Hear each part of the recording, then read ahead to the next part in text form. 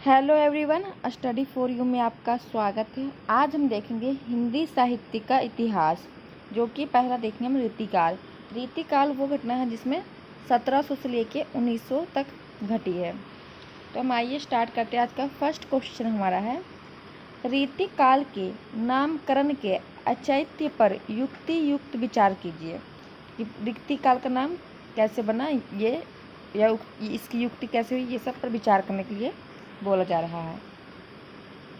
रीतिकालीन साहित्य आदिकालीन और भक्तिकालीन साहित्य भवभूति से नितांत भिन्न साहित्य है।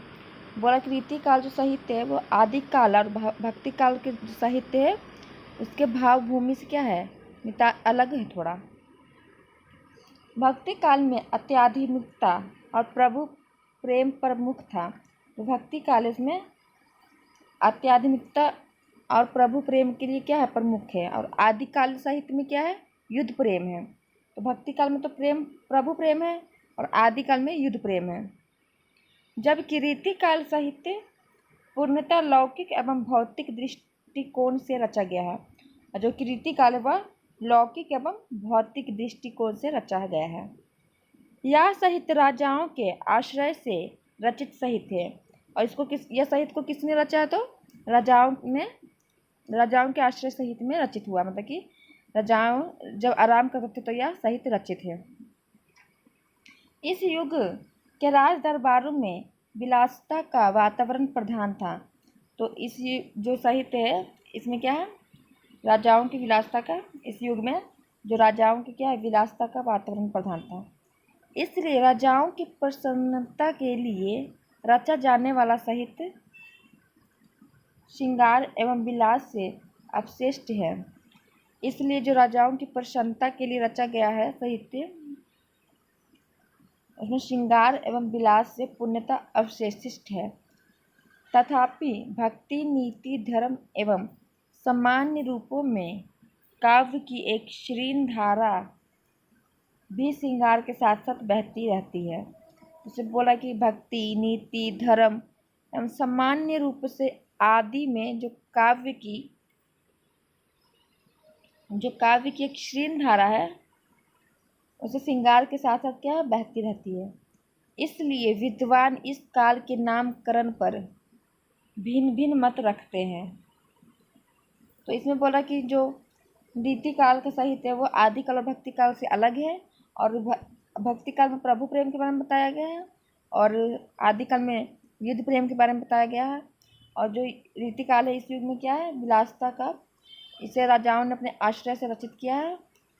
इसलिए राजाओं की प्रसन्नता के लिए रचा गया जो साहित्य है, इसमें विलास के बारे में बताया गया है। भक्ति, नीति, धर्म, काव्य की श्रीन धारा है, ये सब इसमें बताया गया है। नेक्स्ट हमारा है सामान्यतः संबत है 1700 से 1900 तक के काल को हिंदी साहित्य में रीतिकाल के नाम से जानते हैं। जो 1700 से 1900 तक का पीरियड है उस सभी को हम, जो 1700 से लेकर 1900 तक के बीच को हम रीतिकाल के नाम से जाना जाता है। परंतु साहित्य के इतिहास के काल विभाजन के नामकरण को आधार प्रदान करते हुए अम्बा प्रसाद सुमंता का कथन है। इसमें बोला परंतु जो साहित्य के इतिहास काल में विभाजन हुआ है उसके नामकरण को आधार प्रदान करते हुए जो अम्बा प्रसाद थे सुमन का कथन है कि साहित्य के इतिहास का काल विभाजन कृति, कर्ता, पद्धति और विषय की दृष्टि से किया जा सकता है। जो अम्बा प्रसाद सुमन है उन्होंने कहा है कि साहित्य के इतिहास का काल का विभाजन है, हम उसे कृति, कर्ता, पद्धति और विषय की दृष्टि से किया जा सकता है। मतलब इसको अलग किया जा सकता है। कभी कभी नामकरण के कभी दृष्ट आधार के उपबंध न होने पर इस काल के किसी अत्यंत प्रभावशाली साहित्यकार के नाम पर ही उस काल का नामकरण किया जाता है। जैसे कभी कभी ऐसा होता है कि जो नामकरण है दृढ़ आधार के उपलब्ध न होने पर उस काल के किसी अत्यंत प्रभावशाली जो साहित्यकार हैं उनके नाम पे नामकरण कर दिया जाता है। इस आधार पर आचार्य शुक्ल के हिंदी साहित्य के इतिहास से पहले मिश्र बंधु विनोद में आदि, मध्य और अंत 3 वर्गीकरण पर आचार्य शुक्ल ने इस वर्गीकरण के साथ साथ प्रवृत्ति की प्रमुखता के आधार पर विशिष्ट नाम जोड़ दिए हैं। जो आचार्य शुक्ल है उन्होंने हिंदी साहित्य के इतिहास से क्या किया है, पहले ही मिश्र बंधु विनोद में, जो मिश्र बंधु विनोद है, आदि, मध्य और अंत 3 वर्गीकरण किए हैं। मतलब कि मिश्र बंधु विनोद में क्या किया, आदि, मध्य और अंत, मतलब कि 3 पीढ़ियों में बांट दिया गया है, आदि, मध्य और अंत। आचार्य शुक्ल ने इस वर्गीकरण के साथ साथ प्रवृत्ति की प्रमुखता के आधार पर भी विशिष्ट नाम जोड़ दिए हैं। तो आप याद रखिएगा कि आचार्य शुक्ल ने 3 पीढ़ी में बताया, आदि, मध्य और अंत। इस आधार पर हम देखते हैं कि आचार्य शुक्ल ने मध्यकाल में जहाँ भक्ति की प्रधानता देखी है, जो आचार्य शुक्ल है उन्होंने मध्यकाल में क्या देखा, भक्ति को ज़्यादा देखा, तो उन्होंने भक्ति के बारे में बताया है। उसे भक्ति काल और मध्यकाल का नाम दिया है। जब भक्ति मध्यकाल में ज़्यादा था तो उन्हें क्या किया, आचार्य शुक्ल ने भक्ति काल और मध्यकाल का नाम दे दिया। जहाँ रीति श्रृंगार आदि की प्रधानता देखी गई उसे उत्तर मध्यकाल और रीतिकाल का नाम दिया गया। जहाँ रीति श्रृंगार ये सब देखा आचार्य शुक्ल ने, उसे मध्यकाल, उत्तर मध्यकाल या रीतिकाल बोले। उत्तर मध्यकाल मतलब कि मध्यकाल के जस्ट थोड़ा सा बाद उत्तर मध्यकाल। अतः कहा जाता है कि आचार्य शुक्ल का उत्तर मध्यकाल या रीतिकाल नाम से पदंती विशेष के आधार पर ही हुआ है। जो आचार्य शुक्ल का उत्तर है, जो आचार्य शुक्ल है उनका जो है टाइम पीरियड उत्तर मध्यकाल या रीतिकाल नाम से पदंती विशेष पर आधारित ही है। आचार्य शुक्ल के अतिरिक्त भी कुछ विद्वानों ने इस काल को भिन्न भिन्न संज्ञाएं प्रदान की हैं। आचार्य शुक्ल ने भी बांटा और कुछ कुछ अलग विद्वानों ने भी इसे अलग अलग संज्ञाएं प्रदान की है। वे रीति काल को अलंकरण काल, कला काल, श्रृंगार काल आदि नामों से अभिव्यक्त करते हैं। जो अन्य विद्वान थे उन्होंने इसे क्या कहा, अलंकार काल कहा, कला काल, श्रृंगार काल आदि नाम से दिया। अतः विवादास्पदता से बचने के लिए इन नामों की परीक्षा करना उचित प्रतीत होता है। तो कि बहुत विवाद हो, उससे बचने के लिए क्या है, इन नामों की परीक्षा करना क्या है, उचित प्रतीत होता है। मिश्र बंधुओं ने इस काल को अलंकृत काल से पुकारा है। जो मिश्र बंधु थे वो रीति काल को अलंकृत काल के नाम से पुकारे हैं। दूसरी तरफ वे स्वयं रीतिकालीन कवियों के ग्रंथों को रीति ग्रंथ और उसके विवेचन को रीति कथन कहते हैं। मिश्र बंधु ने इस काल को अलंकृत काल तो कहा, लेकिन वो क्या स्वयं क्या कहते हैं कि रीति काल के जितने भी ग्रंथ थे उसे रीति ग्रंथ कहते हैं, और उनके विवेचन को रीति कथन कहते हैं। जो विवेचना की है उनके बारे में उनको रीति कथन कहते हैं, और रीति काल को वो मतलब अलंकृत काल कहते हैं। अपने ग्रंथ मिश्र बंधु विनोद में उन्होंने रीति की व्याख्या करते हुए लिखा है। जो मिश्र बंधु है उन्होंने लिखा है मिश्र बंधु विनोद, उनकी ये ग्रंथ है, तो उसमें रीति काल की व्याख्या करते हुए उन्होंने लिखा है कि इस प्रणाली के साथ रीति ग्रंथों का भी प्रचार बढ़ा है। इस प्रणाली के साथ क्या हुआ है, रीति ग्रंथों का भी विचार बढ़ा है और आचार्यता की वृद्धि हुई है। आचार्य लोग जो स्वयं कविता देखने की रीति सिखलाते थे, जो आचार्य थे जो उस समय के, वो क्या करते थे, लोगों को कविता करने की रीति सिखलाते थे। मिश्र बंधुओं के इस दृष्टिकोण को देखकर आश्चर्य होता है कि रीति की इतनी स्पष्ट व्याख्या करने के उपरांत भी उन्होंने कैसे इस काल को अलंकृत काल कहा है। तो जो मिश्र बंधु की उनकी रचना में है, रीति काल के बारे में बहुत चीज़ बताई गई है, फिर भी उन्होंने के आश्चर्य होता है यह बात देख कि उन्होंने इतने स्पष्ट से व्याख्या की है, लेकिन उसके बाद भी क्या, वो रीति काल को अलंकृत काल कहते हैं। अलंकृत काल अतिव्याप्ति या दोष से दोषित है, क्योंकि अलंकार प्रधान कविता हर युग में रची जाती है। तो अलंकृत जो काल है यह बोला बहुत दोष या दूषित है, क्योंकि अलंकार जो प्रधान कविता है वो हर युग में रचा जा सकता है। डॉक्टर राजकुमार वर्मा ने अपने ग्रंथ हिंदी साहित्य का ऐतिहासिक अनुशीलन में इस काल को कला काल कहा के नाम से पुकारा है। जो डॉक्टर राम कुमार वर्मा थे, उन्होंने अपने ग्रंथ हिंदी साहित्य का ऐतिहासिक अनुशीलन में कला काल के नाम से पुकारा। जो राम कुमार वर्मा थे, वो क्या कहते हैं इस काल को, रीतिकाल को कला काल। किंतु यह नाम भी उचित प्रतीत नहीं होता है, क्योंकि साहित्य के भाव पक्ष और कला पक्ष दोनों एक दूसरे पर टिके हुए हैं। जो राम कुमार वर्मा जी बोलते हैं कि यह कला काल है, तो ये भी उचित प्रतीत नहीं होता, क्योंकि जो साहित्य के भाव पक्ष जो साहित्य के भाव पक्ष है और कला पक्ष दोनों क्या है, एक दूसरे पर ही टिके होते हैं। उनका संबंध अन्योन्य आश्रित है। मात्र भाव की कविता नहीं होता। अगर कोई कविता लिखेंगे तो सिर्फ भाव उसमें मतलब कि प्रकट नहीं करेंगे, और ना ही केवल अकेली कला के सहारे ही कविता रची जा सकती है। तो अगर हम कोई भी कविता लिखेंगे तो उसमें सिर्फ भाव नहीं हो सकता या अकेली सिर्फ कला नहीं हो सकती, दोनों एक दूसरे पर ही टिके होते हैं। उसमें भाव और कला दोनों मिश्रित होंगे। जबकि रीतिकाल में भाव उत्कर्ष और कला का सौंदर्य दोनों ही प्राप्त होते हैं। इसलिए डॉक्टर राम कुमार वर्मा द्वारा प्रस्तावित कला काल नाम अभिव्यक्ति दोष के कारण समीचीन प्रतीत नहीं होता है। तो कला काल भी दोषपूर्व काल, मतलब कि नाम जो कि सबको अच्छा नहीं लगा, इसमें दोष पाया गया। अब नेक्स्ट आएगा हमारे विद्वान तीसरे। तो हम पहले देख लेते कि रीतिकाल में कौन कौन सा विवाद आया। तो आचार्य शुक्ल ने इसे रीतिकाल कहा, और रीतिकाल को मध्यकाल भी कहा आचार्य शुक्ल ने। और जो डॉक्टर राम कुमार वर्मा है, इसे क्या कहते हैं, कलाकाल। और मिश्र बंधु ने क्या कहा, इस काल को अलंकृत काल कहा है। आचार्य विश्वनाथ प्रसाद। तो तीसरे हमारे विद्वान है आचार्य विश्वनाथ प्रसाद। पहले हमने आचार्य शुक्ल को देख लिया, दूसरा हमने मित्र बंधुओं को देख लिया, और तीसरा हमने राम कुमार वर्मा को देख लिया। तीसरा आचार्य विश्वनाथ मिश्र। इस कला में श्रृंगार रस की प्रमुखता को देखकर इसे श्रृंगार काल नाम से पुकारा। जो आचार्य विश्वनाथ प्रसाद थे, इन्होंने क्या किया, इस काल में श्रृंगार रस को बहुत देखा, तो इन्होंने इस काल को क्या कहा कि श्रृंगार काल के नाम से पुकारा।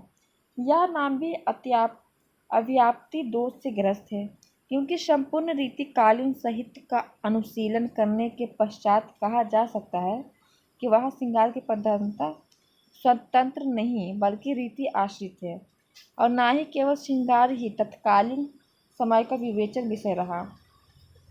तो जो आचार्य विश्वनाथ प्रसाद सिंह ने कहा है, मिश्र ने कहा है कि श्रृंगार रस की प्रधानता देखते हुए कि यह श्रृंगार काल है, तो लोगों ने कहा नहीं, ये भी दोषपूर्ण है, क्योंकि श्रृंगार की प्रधानता स्वतंत्र नहीं थी बल्कि क्या वो रीति रिवाज थे उस पर आश्रित है, और ना ही केवल श्रृंगार के तत्कालीन समय का विवेचन समय है।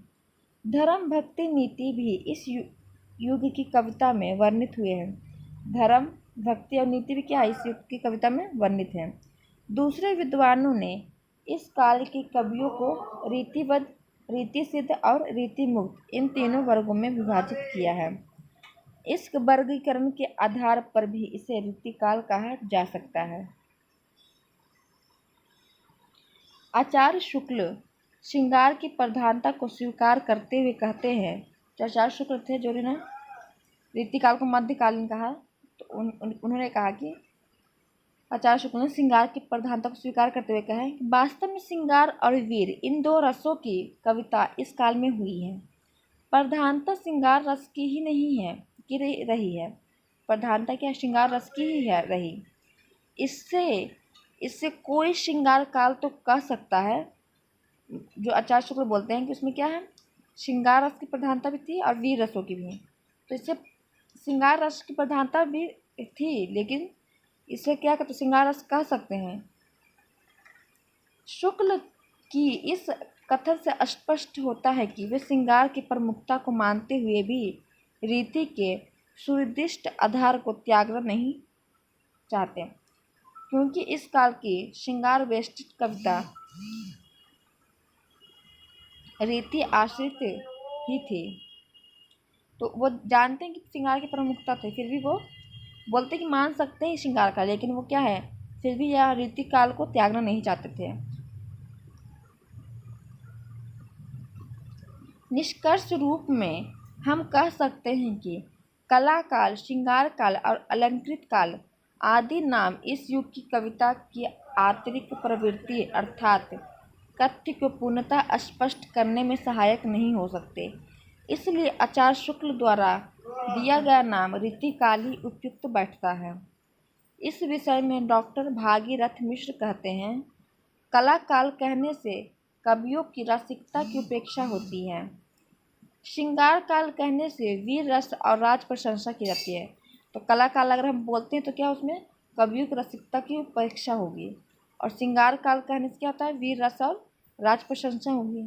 रीतिकाल कहने से प्राय कोई भी महत्वपूर्ण वस्तुगत विशेषता उपेक्षित नहीं होती है और प्रमुख प्रवृत्ति सामने आ जाती है। यह युग रीति पद्धति का युग था। तो कला काल किसने कहा था? तो कला काल ने कहा था विश्व, श्रृंगार काल ने कहा था विश्व आचार्य विश्व प्रसाद जी ने, और कला काल किसने कहा था? तो राम कुमार वर्मा ने, और अलंकृत काल किसने कहा था? तो मिश्र बंधुओं ने। तो एक क्वेश्चन हमारा ख़त्म हो गया। नेक्स्ट हमारा दूसरा देखेंगे। नेक्स्ट क्वेश्चन हमारा है सेकेंड, रीतिकालीन परिस्थितियों पर प्रकाश डालिए। तो रीतिकाल की जो परिस्थिति थी उस पर हमें प्रकाश डालना है। किसी भी काल की साहित्यिक गतिविधियों को जानने के लिए उस काल की सामान्य परिस्थितियों को जानना बहुत ज़रूरी है। अगर आप किसी काल की परिस्थिति देखना चाहते, साहित्य को गतिविधियों को जानना चाहते हैं, तो उस काल की क्या है, हमें पहले परिस्थिति देखना बहुत ज़रूरी है। रीतिकाल का समय कब है? 1700 से लेके 1900 तक। संवत 1700 से संवत 1900 तक माना जाता है रीतिकाल। इस काल की परिस्थितियों का परिचय इस प्रकार है। तो जो रीतिकाल का परिचय है, जो 1700 से लेके 1900 का टाइम पीरियड है, उस समय का जो परिस्थिति जो इस प्रकार है। पहले हम देखेंगे राजनैतिक परिस्थितियाँ। राजनैतिक परिस्थितियाँ, राजनैतिक दृष्टि से यह काल मुगलों के चरमोत्कर्ष और उत्तरोत्तरहंस और पतन का युग है। तो 1707 में क्या हुआ था? औरंगजेब की मृत्यु हो गई थी, और 1700 से लेकर 1900 तक के काल को हम रीतिकाल कहते हैं। तो उस समय क्या है, औरंगजेब की मृत्यु हो गई थी, तो मुगल क्या है, चरमोत्कर्ष पे आ गया था, क्योंकि औरंगजेब के बाद जितने भी शासक आए वो कमज़ोर शासक आए, जो कि राज अच्छे समय तक नहीं कर पाए और नाम नहीं कमा पाए। चरमोत्कर्ष तथा उत्तरोत्तर ह्रास और पतन का युग है। इस काल में मुगल सम्राट अकबर से लेकर औरंगजेब का शासन काल रहा। रीतिकाल में तो ये गलत बता रहा है, औरंगजेब तक। इस काल में मुगल सम्राट अकबर से लेकर औरंगजेब का शासन रहा। तो मुझे मुगल काल के बारे में बता रहा है। मुगल काल जब अच्छे स्थिति में था, अकबर से लेकर औरंगजेब के समय में क्या है, अच्छी स्थिति में था। औरंगजेब की मृत्यु के बाद विलासिता खुलकर सामने आई। उसके उत्तराधिकारी अयोग्य, असमर्थ और निकम्मे निकले। वे नाच गानों में ही मस्त रहा करते थे, स्त्री को मनोरंजन की वस्तु करने लगे। रीतिकाल में इसी प्रभाव के कारण अधिकतर श्रृंगार परक रचनाएं लिखी गई है। तो जब अकबर से लेकर और औरंगजेब तक अच्छे थे मुगल काल, उसके बाद जितने भी आए उनके उत्तराधिकारी वो क्या थे, अयोग्य थे, असमर्थ थे और निकम्मे थे। वे नाच गानों में व्यस्त रहते थे, स्त्री को मनोरंजन की वस्तु मानते थे। इसलिए क्या है, इस काल में जितने भी प्रभाव लिखे गए इसमें क्या श्रृंगार परक रचनाएं ज़्यादा लिखी गई है। सन 1738 में नादिर शाह और 1761 में अहमद शाह अब्दाली के आक्रमणों ने मुगल साम्राज्य की नींव हिलाकर रख दी। तो सन 1738 में जब नादिर शाह आया था, तो मोहम्मद शाह रंगीला था मुगल बादशाह, तो उससे मयूर सिंहासन नादिर शाह लेके चला गया था। और 1761 में जो पानीपत का तृतीय लड़ाई हुआ था अहमद शाह अब्दाली और मराठों के बीच, तो उसमें भी क्या है, मुगल साम्राज्य की नींव हिलाकर रख दी। तो 1738 से 1761 1861 का जो लड़ाई था वो काफ़ी बहुत मतलब कि विनाशक था मुगल वंश के लिए। तो उन्होंने क्या किया, उसकी नींव ही हिला के रख दी। उनके प्रदेशों के शासन स्वतंत्र हो गए, जो उनके क्षेत्र में आते थे वो सब क्या हुआ, स्वतंत्र होने लग गया। सन 1803 में 3 तक अंग्रेज शासन समूचे उत्तर भारत पे स्थापित हो चुका था। और सन 1803 आते आते अंग्रेज शासन क्या हुआ, समूचे जितने पूरे उत्तर भारत में क्या है, स्थापित हो गए थे। सन 1857 की जन क्रांति की विफलता के बाद मुगल शासन पूरी तरह समाप्त हो गया। तो जो 1857 की क्रांति हुई उसके बाद क्या हुआ, मुगल शासन पूरी तरह समाप्त हो गया। जो मोहम्मद जो जाफर थे, क्या कहते हैं, बहादुर शाह जाफर, तो उन्हें क्या किया गया, म्यांमार का नाम पहले बर्मा था, तो बर्मा के जेल में जाके रंगूर भेज दिया गया और उन्हें उनकी वहाँ मृत्यु होने के बाद मुगल वंश खत्म हो गया था। तो ये हमें देख रहे राजनैतिक परिस्थितियाँ। तो राजनैतिक परिस्थितियाँ में महत्वपूर्ण क्या है, 1738 का नादिर शाह का युद्ध हमला और 1761 में अहमद शाह अब्दाली का हमला, जिसने क्या किया, मुगल साम्राज्य को हिला के रख दिया। और 1803 तक क्या हुआ, अंग्रेज पूरे उत्तर भारत में फैल गए। 1857 के बाद क्या हुआ, मुगल वंश खत्म हो गया। और मुगल 1707 से लेके 1707 में जब औरंगजेब की मृत्यु हो गई तो क्या हुआ, मुगल की जो है कमज़ोर होने लगी स्थिति, क्योंकि औरंगजेब के बाद जितने भी उत्तराधिकारी आए वो अयोग्य थे, असमर्थ थे और निकम्मे थे। तो हमने राजनैतिक परिस्थितियाँ तो देख ली, अब हम देखेंगे सामाजिक परिस्थितियाँ। सामाजिक दृष्टि से भी यह काल अंध पतन का युग ही था। राजाओं के साथ प्रजा भी विलासता के रंग में रंगने लगी। संपूर्ण भारत में नारी के सौंदर्य का सौदा होने लगा। जो 1700 से 1900 के बीच है उसमें क्या है, विलासता के रंग रंगने लगी और नारी की सुंदरता का क्या हुआ, सौदा होने लगा। नारी को केवल मनोरंजन की वस्तु माना जाने लगा। किसी भी सुंदर कन्या का अपहरण किया जाने लगा। डरकर बाल विवाह की कुप्रथा चल पड़ी। जनसाधारण की शिक्षा, चिकित्सा आदि का कोई प्रबंध नहीं था। रिश्वत देना और रिश्वत लेना आम बात थी। राज रजवाड़े गरीब किसानों का शोषण कर स्वयं ऐश कर रहे थे। तो सामाजिक परिस्थितियों में क्या, लड़कियों का सौदा होने लगा, लड़कियों की सुंदरता का सौदा होने लगा, उसे मनोरंजन की वस्तु मानने लगे और उन्हें डरा कर मतलब बाल विवाह किया जाने लगा और कन्या, जो सुंदर कन्या होती थी उसका अपहरण करने लगे। और जो शिक्षा, चिकित्सा, ये सब का कोई प्रबंध नहीं था। रिश्वत लेना देना तो आम बात हो गई थी। रजवाड़े गरीब किसानों का शोषण कर रहे थे और खुद ऐश कर रहे थे। अतिवृष्टि, अनावृष्टि और युद्धों से फसलों को होने वाली हानि ने किसानों की हालत और बिगाड़ दी थी। उसमें अतिवृष्टि और अनावृष्टि और जो युद्ध हुए उसने क्या किया, फसलों को हानि हुआ और किसानों की हालत क्या हुई, बिगाड़ दी। ऐसी अवस्थितिक सामाजिक व्यवस्था में सुरुचिपूर्ण और गंभीर साहित्य की रचना संभव ही नहीं थी। तो ऐसी अवस्थिति में क्या है, सामाजिक व्यवस्था सुरुचिपूर्ण और गंभीर साहित्य की रचना क्या है, संभव नहीं थी। नेक्स्ट हम देखेंगे धार्मिक परिस्थितियाँ, उसके बाद आर्थिक परिस्थितियाँ, उसके बाद साहित्य परिस्थितियाँ देखेंगे। तो हम देखते हैं नेक्स्ट हमारा धार्मिक परिस्थितियाँ।